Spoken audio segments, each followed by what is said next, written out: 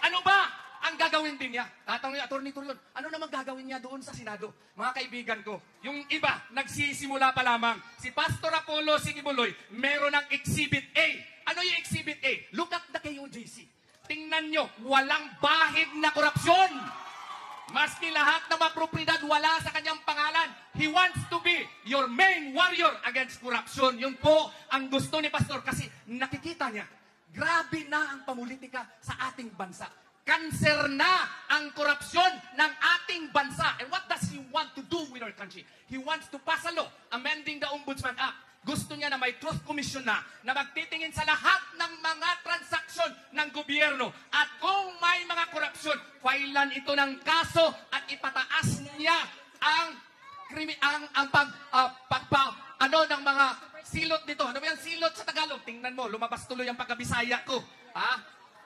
Parusa, tama. Maraming salamat po. What he wants to do, ladies and gentlemen, is that he wants to amend the plunder law. Kasi ngayon, kung gusto mong magnakaw, 50 milyones muna bago ka mabitay.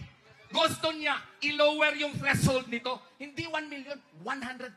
And what is the message, ladies and gentlemen? The message is to strike fear into the hearts of every politician who will rob our country from its coffers. Yun po ang gusto niya. Ano pa?